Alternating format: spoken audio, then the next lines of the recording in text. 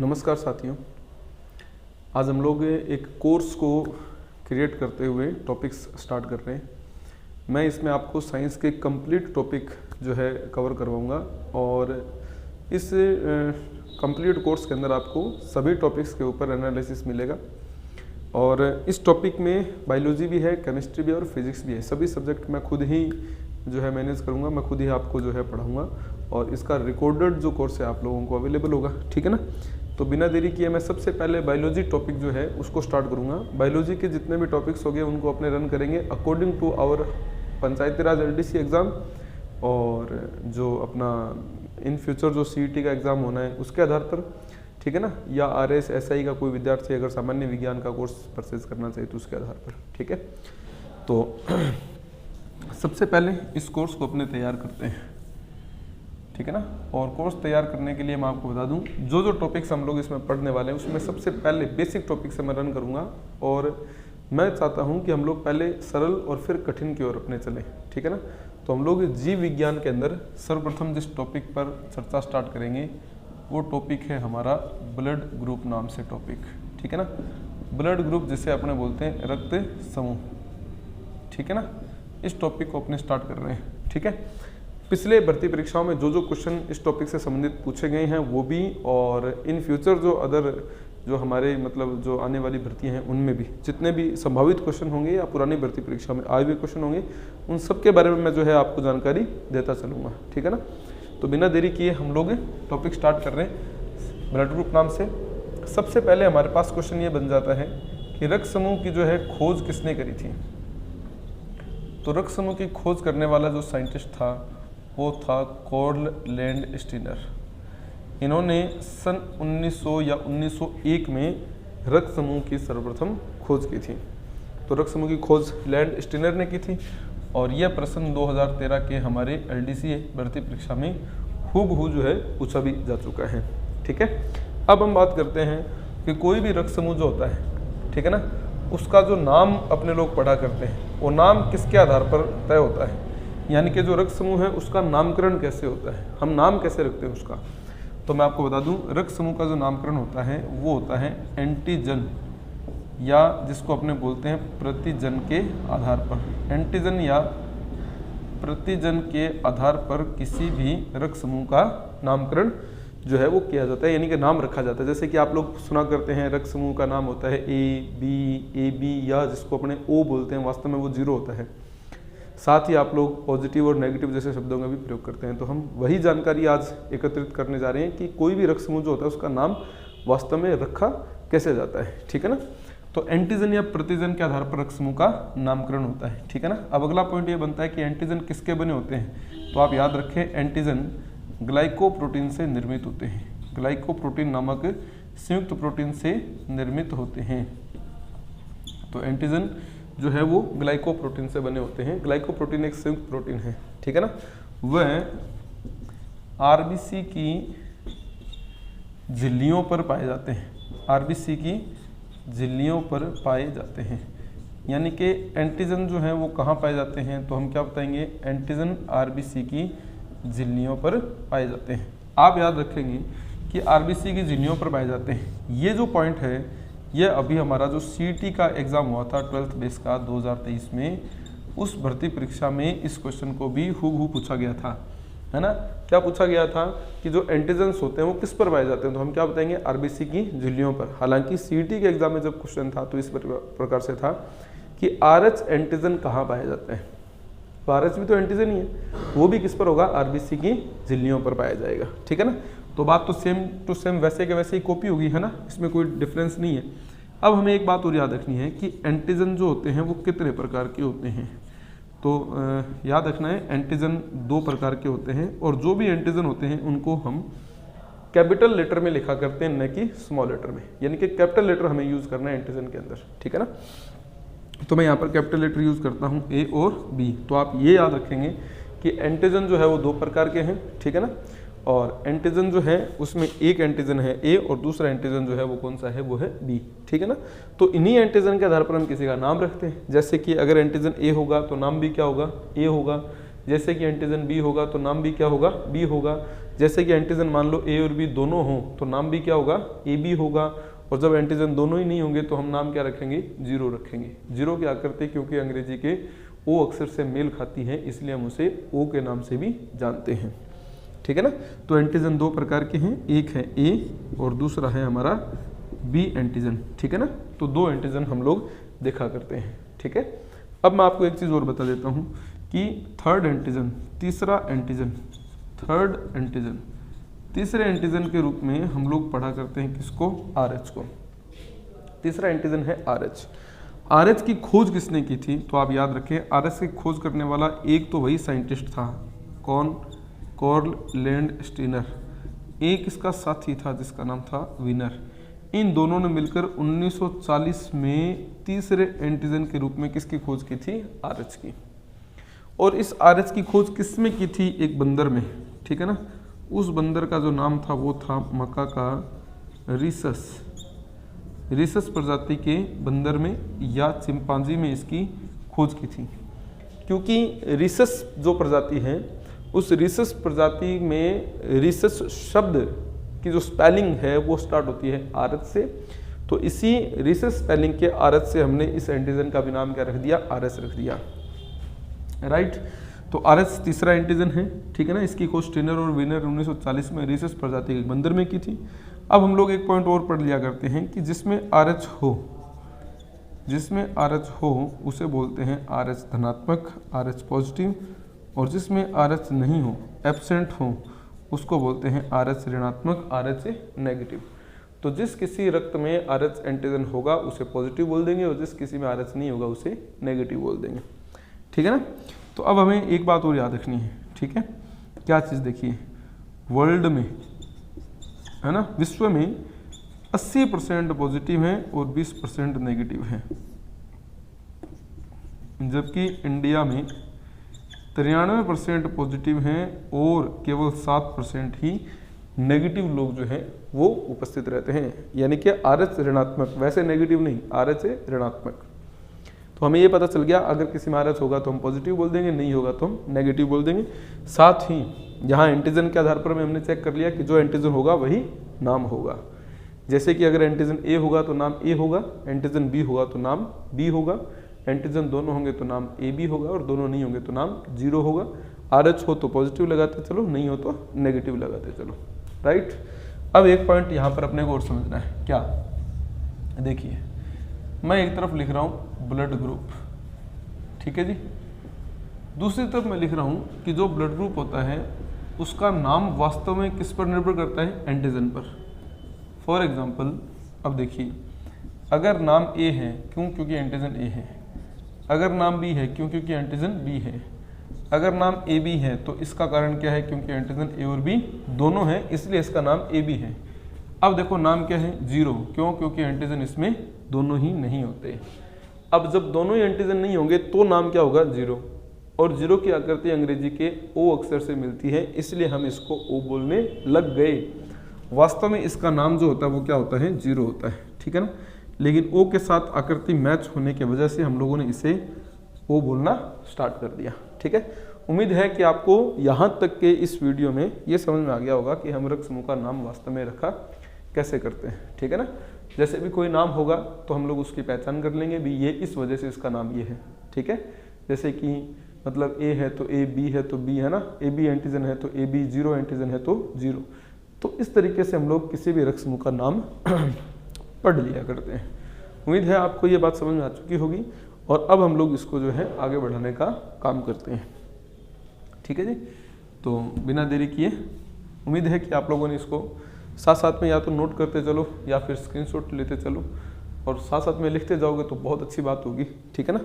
तो ये पॉइंट मैंने आपको बता दिया। अब नेक्स्ट सुनिए, हमने ये पढ़ दिया कि जो भी एंटीजन होता है उसी एंटीजन के आधार पर हम लोग किसी भी रक्त समूह का नाम पढ़ा करते हैं। अब हमें वैसे इस एंटीजन की बात को आगे बढ़ाना है, ठीक है ना। एंटीजन की बात को ही अपने को आगे बढ़ाना है कि ये जो एंटीजन होता है इसके आधार पर हमें कौन सी बात को मेंटेन करना चाहिए। जैसे कि आप समझिए, एंटीजन या प्रतिजन ऐसे यौगिक होते हैं, एंटीजन या प्रतिजन ऐसे यौगिक होते हैं, ऐसे यौगिक होते हैं जो एंटीबॉडी, जिसको अपने प्रतिरक्षी बोलते हैं, एंटीबॉडी या प्रतिरक्षी निर्माण को प्रेरित करते हैं। अब इस बात को समझना है, ठीक है ना। एंटीजन जो होते हैं वो किसके निर्माण को प्रेरित करते हैं? एंटीबॉडी यानी कि प्रतिरक्षी निर्माण को प्रेरित करते हैं। इस जगह पर एक बात समझनी है आप लोगों ने, क्या? देखो मैं शब्द लिख रहा हूं एंटी और जेन, इसमें दो शब्द देखो, एंटी और जेन। यहाँ शब्द बना एंटीजेन, ठीक है ना।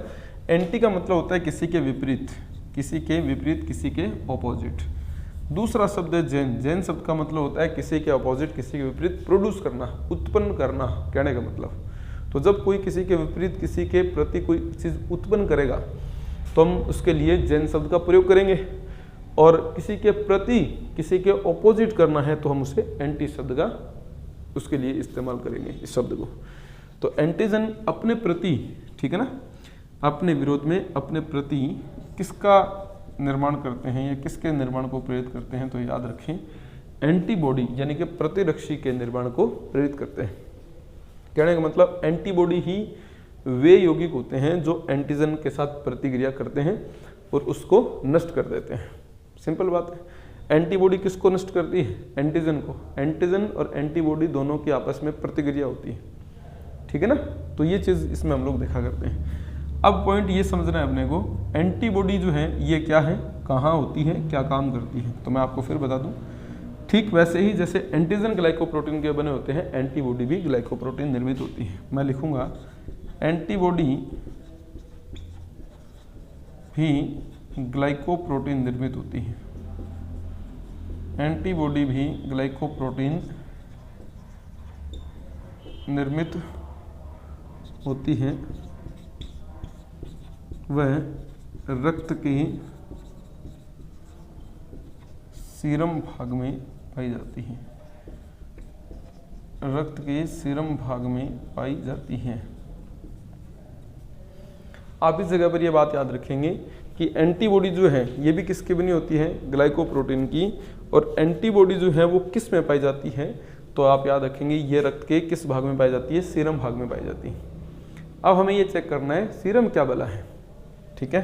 तो मैं सीरम आपको बताता हूँ। देखिए रक्त जो होता है, ठीक है ना, उसका लिक्विड पार्ट कहलाता है प्लाज्मा, ठीक है ना। और प्लाज्मा जो होता है ना, उसमें से अगर, देखिए मैं लिख देता हूँ, रक्त का प्लाज्मा लिक्विड पार्ट, और उसमें से अगर अपने एक प्रोटीन घटा दें जिसका नाम है फाइब्रिनोजिन प्रोटीन, फाइब्रिनोजिन प्रोटीन, तो पीछे बचने वाले चिपचिपे भाग को हम क्या बोलते हैं? सीरम।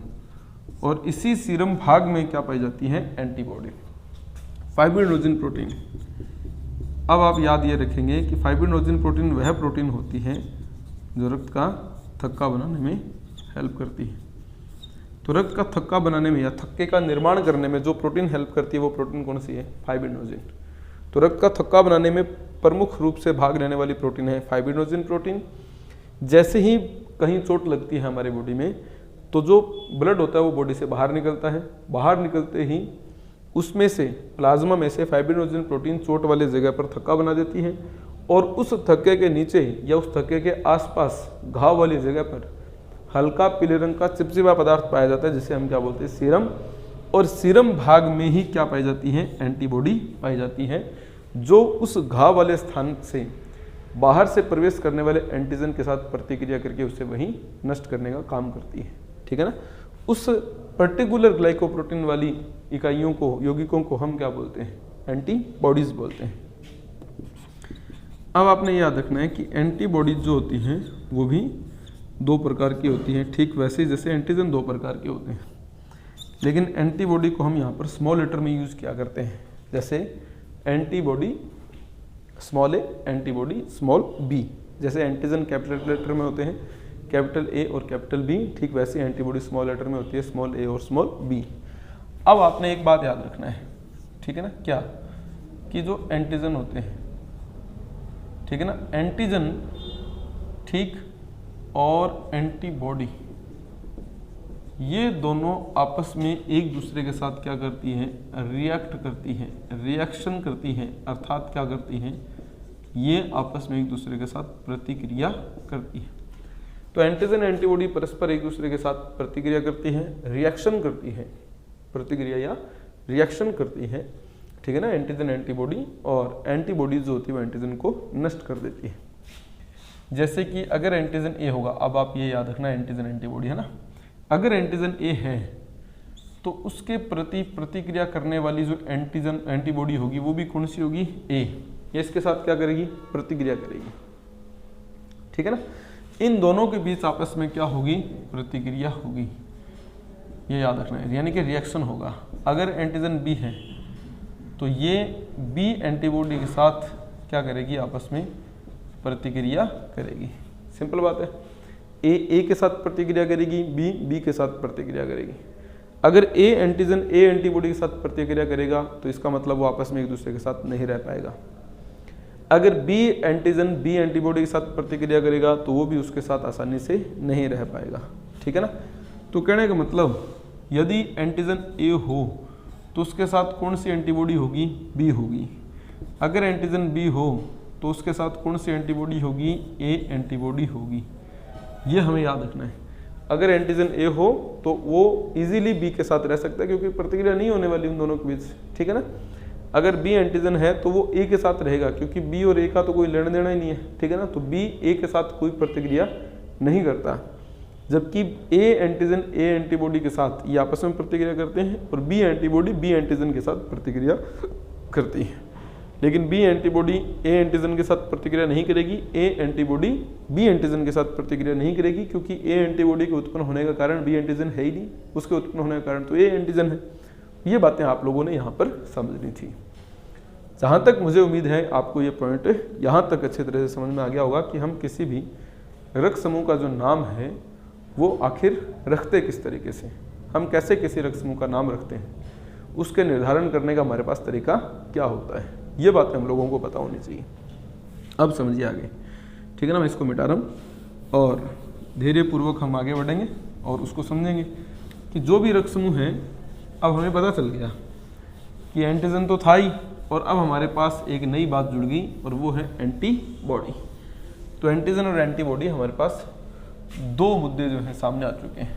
अब मैं एक टेबल बना रहा हूँ, आपको ये समझना है कि टेबल के अकॉर्डिंग कौन एंटीजन है किसी ब्लड ग्रुप में और कौन सा एंटीबॉडीज है। तो मैं सबसे पहले कॉलम तैयार कर रहा हूँ ब्लड ग्रुप का, ठीक है ना, नंबर 1। नंबर 2, किसी भी ब्लड ग्रुप में एंटीजन कौन सा होता है, ये वाला। नंबर 3, एंटीजन के साथ कौन सी एंटीबॉडी होती है, ये वाला, ठीक है ना। तो हम इस जगह पर एंटीजन और एंटीबॉडी इसको हम कितने भागों में बांट रहे हैं, 3 भागों में हम इसको डिवाइड कर रहे हैं, ठीक है ना। कि कोई रक्त समूह है उसमें एंटीजन कौन सा होगा और एंटीबॉडी कौन सी होगी। अब आप समझिए, अगर रक्त समूह ए है, बी है, ए बी है और 0 है तो इनके पीछे का कारण क्या है। कारण तो वैसे हमने बात की थी, लेकिन फिर भी अगर नाम ए है तो क्यों है, क्योंकि एंटीजन भी ए है इसीलिए नाम ए है। अगर नाम बी है तो बी क्यों है, क्योंकि एंटीजन भी बी है इसलिए नाम बी है। अगर नाम ए बी है तो क्यों है, क्योंकि एंटीजन भी ए और बी दोनों है इसलिए नाम भी ए बी है। अगर नाम 0 है तो 0 क्यों है, क्योंकि एंटीजन न तो ए है और न ही बी है, ठीक है ना। तो अगर ए एंटीजन होगा तो एंटीबॉडी ए होगी, अगर बी एंटीजन होगा तो एंटीबॉडी बी होगी। अगर एंटीजन ए और बी दोनों होंगे तो एंटीबॉडी ए और बी दोनों होंगे, ए बी नाम होगा। और अगर एंटीजन दोनों ही नहीं होंगे तो नाम क्या होगा, 0 होगा। ए एंटीजन ए नाम, बी एंटीजन बी नाम, दोनों एंटीजन ए बी नाम और दोनों एंटीजन नहीं तो 0 नाम। अब एंटीबॉडी समझिए, अगर ए एंटीजन है तो ये किस एंटीबॉडी के साथ रहेगा, बी के साथ, क्योंकि ए के साथ तो प्रतिक्रिया करेगा। बी एंटीजन है वो किसके साथ रहेगा, ए के साथ। क्यों, क्योंकि बी एंटीजन बी एंटीबॉडी के साथ प्रतिक्रिया करता है इसलिए वो ए के साथ रहता है। अगर एंटीजन ए और बी दोनों होंगे तो एंटीबॉडी न तो ए होंगी और न ही बी होंगी। ए एंटीबॉडी भी नहीं होगी और बी भी नहीं होगी। क्यों, क्योंकि ए एंटीजन के साथ ए एंटीबॉडी नहीं हो सकती और बी एंटीजन के साथ बी एंटीबॉडी नहीं हो सकती, राइट है ना, वरना प्रतिक्रिया होगी। अब देखो नाम क्या है, 0, क्योंकि एंटीजन दोनों ही नहीं है। जब एंटीजन दोनों नहीं होंगे तो एंटीबॉडी दोनों ही हो सकती है। ये बात हमें यहाँ पर इस तरीके से समझनी है। अब एक बात समझिए, नाम समझ में आ रहा है ना? अब एंटीजन के आधार पर हम नाम पढ़ रहे हैं, ठीक उसी प्रकार से एंटीबॉडी के आधार पर भी नाम पढ़ सकते हैं। जैसे मैं अगर ये कह दूं कि अगर एंटीबॉडी ए और बी दोनों हैं तो नाम क्या होगा? 0। अगर एंटीबॉडी दोनों नहीं है तो नाम क्या होगा? A B. क्लियर बात है? अगर एंटीबॉडी ए है तो नाम क्या होगा? बी। राइट? अगर एंटीबॉडी बी है तो नाम क्या होगा? ए। कहीं प्रॉब्लम नहीं है। हम इस तरीके से इन पॉइंट्स को कवर कर सकते हैं। ठीक है, उम्मीद है आपको ये टेबल अच्छी तरह से समझ में आ गई होगी। अगर किसी में RH हो तो हम उसे क्या बोलेंगे? पॉजिटिव। अगर नहीं हो तो हम क्या बोलेंगे? नेगेटिव। उम्मीद है यह पॉइंट आपको समझ में आ गया होगा। अगर मैं आपको ये कह दूं, जैसे मैं क्वेश्चन बनाने का प्रयास करता हूं, 2-3 क्वेश्चन मैं बना देता हूं, आपको समझ में भी आ जाएंगे। यदि एंटीजन ए, बी व RH उपस्थित हों तो नाम क्या होगा? रक्त समूह का नाम क्या होगा? देखो, अगर मैं ऑप्शन बना दूं A पॉजिटिव, दूसरा ऑप्शन 0 पॉजिटिव, तीसरा ऑप्शन AB नेगेटिव, चौथा ऑप्शन AB पॉजिटिव, तो हम क्या जवाब देंगे? देखिए, अगर एंटीजन A हो तो A, B हो तो B, यहाँ तो दोनों है तो AB, राइट? RH B है तो पॉजिटिव। ठीक है ना? अगर A उपस्थित है तो A, B है तो B, RH है तो पॉजिटिव। हम क्या बोलेंगे? AB positive. मुझे लगता है बात समझ में आ गई होगी। लेकिन अब अगर यहीं इसी जगह पर मैं क्वेश्चन की भाषा को थोड़ा बदल दूं, जैसे यदि एंटीबॉडी AB उपस्थित व RH एंटीजन अनुपस्थित हों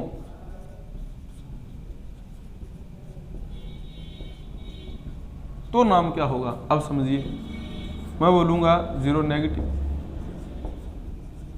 AB positive, 0 positive, B positive. अब आप खुद सोचिए, अगर एंटीबॉडी A व B दोनों है तो एंटीजन दोनों नहीं है। एंटीजन दोनों नहीं है तो नाम क्या है? 0।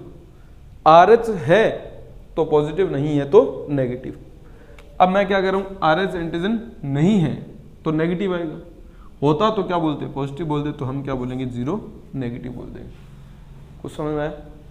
इस तरीके से हम इस प्रश्न को हल कर सकते हैं। इसी तरीके से हम किसी भी क्वेश्चन को मेंटेन कर पाएंगे। ठीक है ना? ये तौर तरीके होते हैं। अगर हम किसी प्रकार का रक्त समूह वाला क्वेश्चन बनाते हैं तो हमें ये कुछ बातें जो है ध्यान रखनी होती है। ठीक है ना? अब कोई पर्टिकुलर छोटा मोटा क्वेश्चन बनाना तो वो भी बना सकते हैं। एंटीबॉडी ए है, RH भी है, P पॉजिटिव। समझ रहे हो? इस तरीके से हमें किसी भी रक्त समूह का जो नाम है वो बनाने में कहीं भी कोई दिक्कतें नहीं आनी चाहिए। जहां तक मुझे उम्मीद है आपको ये पॉइंट जो है अच्छी तरह से समझ में आ गया होगा, क्योंकि हम लोगों ने यहां तक की बातें जो है उनको अच्छी तरह से कवर कर लिया है। तो अब हमें इसमें पार्ट नया स्टार्ट करना है। क्या कि रक्त समूह तो हमने पढ़ दिया, नाम तो। अब हमारे पास आता है रक्ताधान, ब्लड ट्रांसफ्यूज़न। तो अब अपने को ये याद रखना है कि जो ब्लड ट्रांसफ्यूज़न, ये जो बात आती है कि कौन सा व्यक्ति किसको रक्त दे सकता है, इस पॉइंट के बारे में अपने को चर्चा करनी है। तो मैं आपको एक बात बता दूं, रक्ताधान के बारे में दुनिया को बताने का जो काम किया था, सबसे पहला प्रयास वो किया था जीन बैप्टिस्ट डेनिस नामक साइंटिस्ट ने। जीन बैप्टिस्ट डेनिस के द्वारा ऐसा सर्वप्रथम प्रयास किया गया था। जीन बैप्टिस्ट डेनिस के द्वारा उन्होंने भेड़ के ब्लड को एक बालक में ट्रांसफर किया। इस प्रकार से रक्ताधान की खोज हुई। लेकिन बाद में ये हुआ कि हम किसी एक ही प्रकार की जाति के जीव में उसी जाति के जीवों का ब्लड ट्रांसफर करेंगे। जैसे मानव शरीर में मानव शरीर का ही ब्लड जो है उसको ट्रांसफर किया जाना चाहिए। लेकिन इसमें भी अब कौन किसको दे सकता है, कौन किसको नहीं दे सकता, ये भी कुछ मुद्दे इसमें अपने पास आ जाया करते हैं।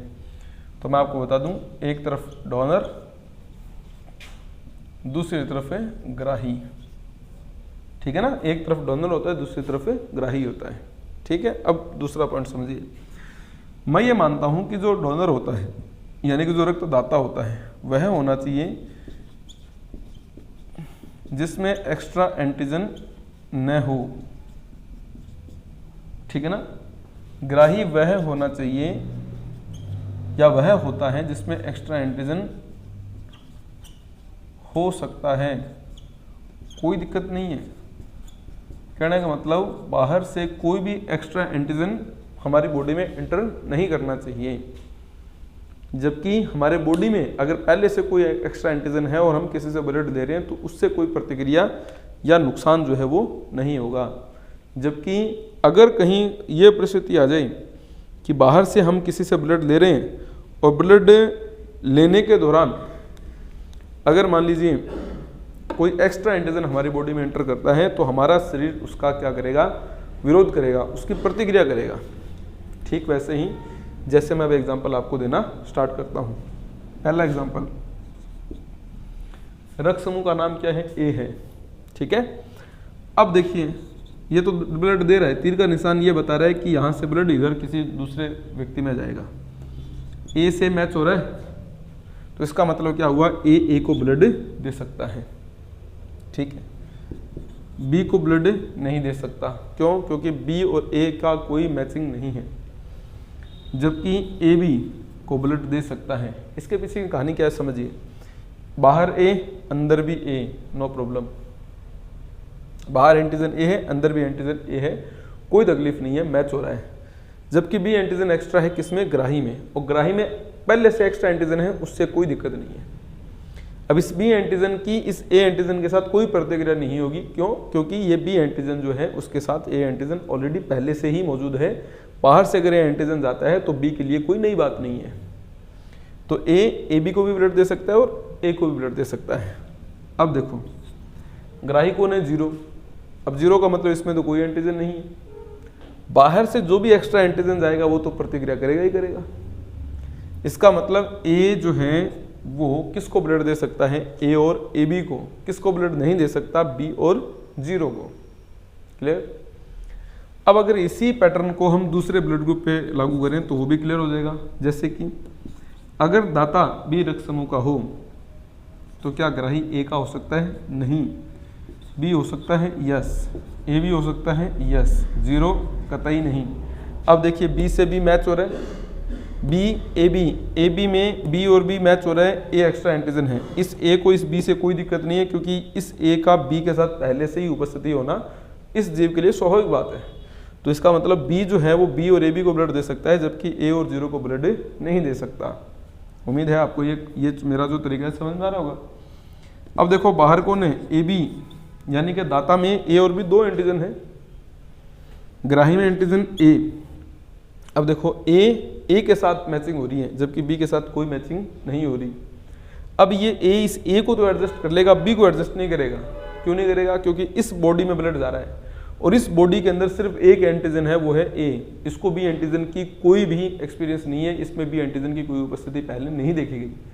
अगर इसमें बी एंटीजन चला जाता है तो ये ए उस बी एंटीजन का प्रतिरोध करेगा, प्रतिक्रिया होगी, आरबीसी नष्ट होगी और ये बंदा अपना जीवन त्याग देगा। इसलिए ए बी ए को ब्लड नहीं दे सकता, बी को भी नहीं दे पाएगा। क्यों? क्योंकि बी से बी मैच तो हो रहा है लेकिन ए एक्स्ट्रा है और एक्स्ट्रा एंटीजन दाता में नहीं होना चाहिए। ठीक है ना? अब देखो ए बी यस 100% मैच हो रहा है तो ए बी को ब्लड दे सकता है। जीरो, अब देखिए जीरो तो अकेले ए से भी नहीं ले रहा था, अकेले बी से भी नहीं, अब तो दो हैं, तो दोनों ही एंटीजन के लिए कोई भी जो है व्यवस्था यहाँ पर नहीं है। तो ए बी जीरो को ब्लड नहीं दे सकता। हाँ, ए बी और ए बी इन तीनों में से ए और बी को भी ब्लड नहीं दे सकता, केवल ए बी को ब्लड दे सकता है। राइट? तो ए बी केवल ए बी को ब्लड देता है, बाकी किसी को ब्लड नहीं देता। बाहर कौन है? जीरो यानी कि जीरो एंटीजन, कुछ भी एंटीजन नहीं है। जब इसमें कोई भी प्रकार का एंटीजन नहीं होगा तो यह ए को भी ब्लड देगा, बी को भी ब्लड देगा, ए बी को भी ब्लड देगा और जीरो को भी ब्लड देगा। इसका मतलब जीरो रक्त समूह में किसी भी प्रकार का एंटीजन न होने के कारण यह सर्वदाता है, जबकि ए बी प्रकार का रक्त समूह क्योंकि सभी से ब्लड ले सकता है इसलिए यह सर्वग्राही है। राइट है? तो ये पॉइंट अपने को याद रखने हैं। ठीक है ना? इस जगह से हमें यह पता चल गया कि जीरो सर्वदाता है और ए बी सर्वग्राही है। देख लो ए बी सब जगह पर गुड लगा हुआ है, यानी कि ए बी सबसे ब्लड लेता है, देता सिर्फ ए बी को ही है। देखो ए बी को ब्लड देने की बारी आई तो सिर्फ ए बी को देगा, ए बी और जीरो को ब्लड नहीं देगा। जीरो देता सबको है, लेकिन लेता सिर्फ किससे है? जीरो से। ये देख लो आप, है ना, जीरो सिर्फ जीरो से ब्लड लेता है, राइट है। तो ये पॉइंट हमने समझ लिया। अब हमें यहाँ पर एक बात और समझनी है, RH के आधार पर डोनर और रिसेप्टर तो हमने बात ही नहीं की। RH के आधार पर कैसे हम पता लगाएं कि कौन किसको ब्लड दे सकता है और कौन किसको ब्लड नहीं दे सकता, इस मुद्दे को अपने समझें RH के अकॉर्डिंग। अब बात करता हूं मैं RH के अकॉर्डिंग। मैंने लिखा A पॉजिटिव। अब आप समझदार हैं, A पॉजिटिव यानी कि एंटीजन A है और RH भी है, राइट। अब A पॉजिटिव को ब्लड देगा, यस, नो प्रॉब्लम। क्यों? क्योंकि एंटीजन 100% मैच हो रही है, A से A मैच हो रहा है, RH से RH मैच हो रहा है, तो A पॉजिटिव को ब्लड दे सकता है। कहने का मतलब पॉजिटिव किसको ब्लड देता है?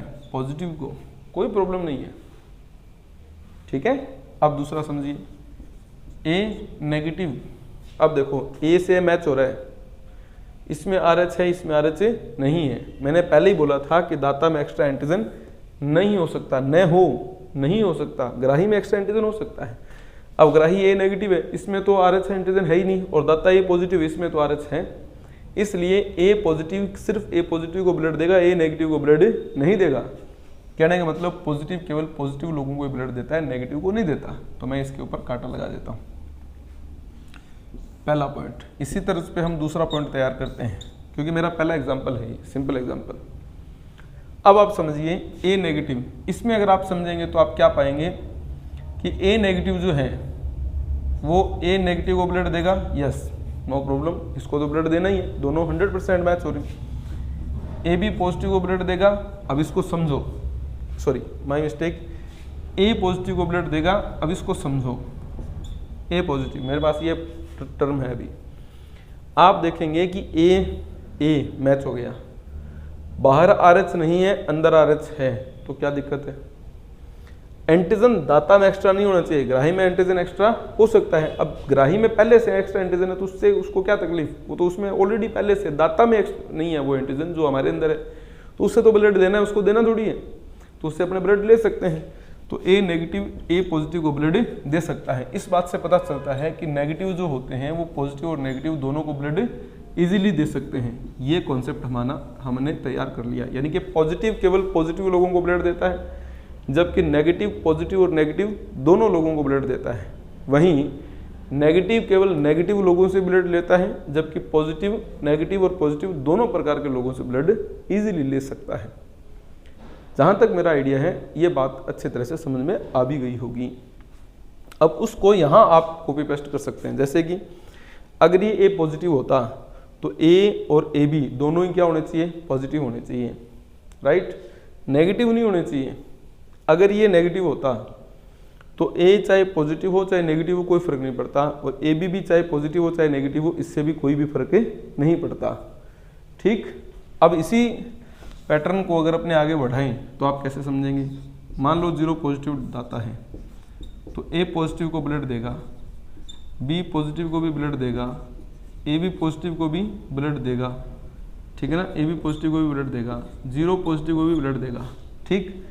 लेकिन A नेगेटिव 0 पॉजिटिव जो है A नेगेटिव को ब्लड नहीं देगा, B नेगेटिव को ब्लड नहीं देगा, AB नेगेटिव को भी ब्लड नहीं देगा, ठीक है ना, वह 0 नेगेटिव को भी ब्लड नहीं देगा। कहने का मतलब 0 पॉजिटिव सिर्फ पॉजिटिव लोगों को ब्लड देगा, नेगेटिव को नहीं देगा। मुझे लगता है आपको ये कॉन्सेप्ट अच्छे तरह से समझ में आ गया होगा। इस तरीके से हमें इन बातों को समझना है ताकि हम पॉजिटिव नेगेटिव हर प्रकार की बात को इजीली समझ सकें। अब आप यहाँ देखो, मैं अगर B पॉजिटिव की बात करूँ तो ये दोनों पॉजिटिव होने चाहिए, लेकिन अगर मैं B नेगेटिव की बात करूँ तो ये चाहे पॉजिटिव चाहे नेगेटिव दोनों में से जो मर्जी हो कोई फर्क नहीं पड़ता। वहीं अगर AB पॉजिटिव हो तो इसको भी AB पॉजिटिव होना पड़ेगा। अगर ये AB नेगेटिव है तो ये चाहे पॉजिटिव हो चाहे नेगेटिव हो, नो प्रॉब्लम।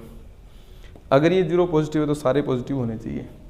अगर ये 0 नेगेटिव है तो ये चाहे पॉजिटिव हो चाहे नेगेटिव हो, नो प्रॉब्लम। इस तरीके से हमें इन बातों को मेंटेन करना है। उम्मीद है आप लोगों ने इस पॉइंट को इसी तरीके से बढ़िया स्तर पर जो है कवर कर लिया होगा और अच्छे स्तर पर इसको समझ भी लिया होगा, राइट। तो अब हम लोग इसी कॉन्सेप्ट को आगे बढ़ाते हैं और डोनर और रिसेप्टर की एक कुछ क्वेश्चन के अकॉर्डिंग अपने इसको समझने का प्रयास करते हैं। देखिए कैसे मेंटेन करेंगे, जो आपने अभी सीखा उसी तरीके, है ना, उसी तरीके से अपने इनको दोबारा पढ़ने का प्रयास करते हैं। जैसे यदि AB पॉजिटिव दाता हो तो ग्राही, राइट, तो मैं सबसे पहले क्या लिखूंगा AB। अब इसके लिए ग्राही क्या A को ब्लड देगा? नहीं। B को ब्लड देगा? नहीं। AB को ब्लड देगा? यस। 0 को ब्लड देगा? नहीं। हमें पता चल गया 0 है, सॉरी AB है, माय मिस्टेक, है ना। अब हमें ये चेक करना है पॉजिटिव है, पॉजिटिव किसको ब्लड देता है? पॉजिटिव को। नेगेटिव को ब्लड नहीं देता। तो अगर AB पॉजिटिव दाता है तो ग्राही भी क्या होना चाहिए? AB positive. ये लीजिए, समझ में आ रही बात? इस तरीके से हमने इनको समझने का प्रयास करना है। अब एक प्रश्न मैं और आपको देता हूँ, देखिए सर्वग्राही, जैसे मैंने पूछ लिया सर्वग्राही रक्त समूह बताना है, मेरे दिमाग में सर्वग्राही रक्त समूह का क्वेश्चन आ गया, ठीक है। अब हमें पता है कि सर्वग्राही कौन है? AB पॉजिटिव, AB नेगेटिव, दोनों में से चुनना है। कैसे चुनेंगे? देखिए नेगेटिव तो सिर्फ नेगेटिव से ब्लड देता है, पॉजिटिव और नेगेटिव दोनों से ब्लड देता है। तो अगर नेगेटिव होता तो सिर्फ AB नेगेटिव, बाकी जो जितने भी नेगेटिव होते उन्हीं से ब्लड देता, लेकिन पॉजिटिव है तो वो सबसे ब्लड लेगा। क्यों? क्योंकि इसमें तीनों एंटीजन है, AB है, BB है और RH भी है। AB positive. ठीक इसी प्रकार से सर्वदाता रक्त समूह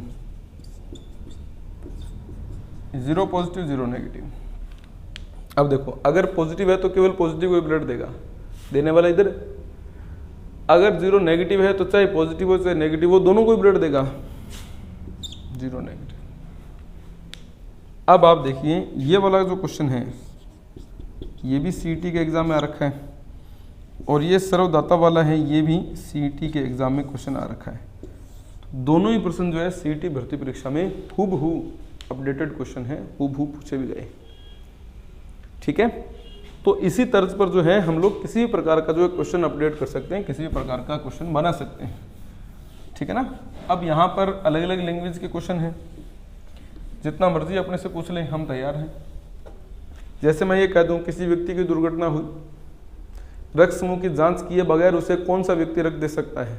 सर्वदाता दे सकता है 0 नेगेटिव।